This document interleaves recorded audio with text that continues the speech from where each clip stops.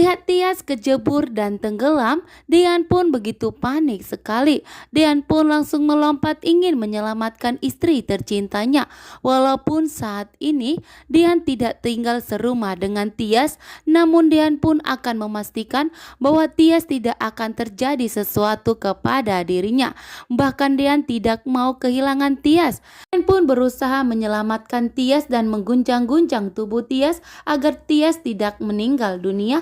Air yang tertelan oleh Tias agar keluar, sehingga Dian pun berjuang untuk menyelamatkan istrinya tercinta.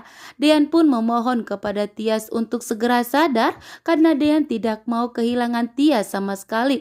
Bahkan Dian pun tidak ingin jika sesuatu terjadi kepada Tias, maka Dian tidak akan bisa memaafkan dirinya. Sebagai suami, Dian ingin bertanggung jawab demi keselamatan Tias. Dian pun berjuang dan mengguncang tubuh Tias agar Tias kembali sadar. Namun Tias pun tak kunjung sadar, sehingga membuat Dian pun semakin panik dan semakin ketakutan saat ini.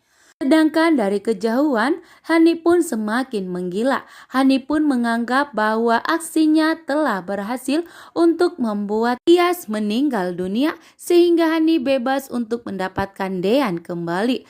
Hani pun tidak terima jika Dean berhasil menyelamatkan Tias.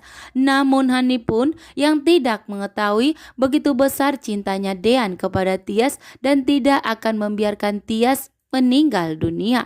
Dean pun berjuang dan berkorban untuk menyelamatkan istri tercintanya karena Dean akan segera memberi keputusan dan akan lebih memilih Tias dibandingkan Hani.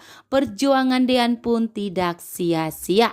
Akhirnya Dean berhasil menyelamatkan Tias dan Tias pun sadar dari pingsannya, sehingga Dean pun begitu lega. Akhirnya istri yang dicintainya sudah sadar saat ini dan tidak terjadi sesuatu pun kepada Tias, bahkan Tias akan selalu ada di samping Dean. Saat ini pun Dean langsung memeluk Tias saking begitu bahagianya ternyata istrinya masih selamat saat ini.